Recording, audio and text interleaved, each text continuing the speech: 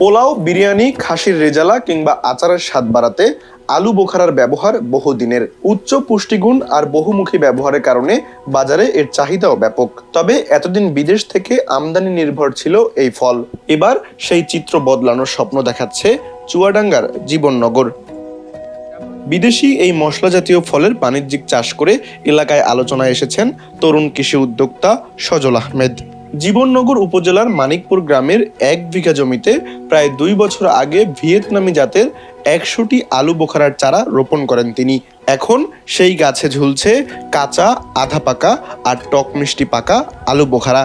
গেল বছর ফলন কম হলেও এবার বাগান জুড়ে মিলেছে বাম্পার ফলন। ইতোমধ্যেই বাজারজাত শুরু করেছেন এই তরুণ উদ্যোক্তা। এটা উত্তর আমেরিকার একটা ফল, কিন্তু এটা বাইরের দেশে যে পরিমাণে চাষ হয় আমাদের চুয়াডাঙ্গার জীবননগরের মাটিতেও সেই আপনার একই রকম ভাবে ফলন, তারপরে স্বাদ সব একই রকম ঠিক আছে। তা এটা একটা লাভজনক চাষ। আলু বোখারা 1 কেজি ফল কিনে খেতে হলে আপনার 12 থেকে 1300 টাকা করে নেবে বাইরের, আর আমরা এগুলো আপনার 700 টাকা করে কেজি বিক্রি করছি। তো এখন বর্তমানে যে বাজার, 1 বিঘা জমিতে এরকম 6 লাখ 6.5 লক্ষ টাকার আলু বোখারা বিক্রি করা যাবে। সজলের এই ব্যতিক্রমী উদ্যোগ দেখতে প্রতিদিনই বাগানে ভিড় করছেন নানা বয়সী মানুষ।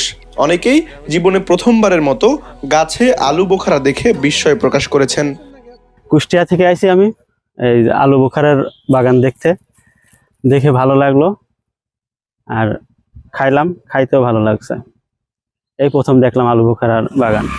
বাগানে কর্মরত শ্রমিকরা বলছেন অন্যান্য ফলের তুলনায় আলু বোখারার পরিচর্যা তুলনামূলক সহজ। ফুল আসার পর প্রয়োজনীয় ভিটামিন ও ওষুধ স্প্রে করলেই ভালো ফলন পাওয়া যায়। এখানে দেশি বিদেশি বিভিন্ন ধরনের ফলের চাষ করে আমার কৃষি উদ্যোক্তারা।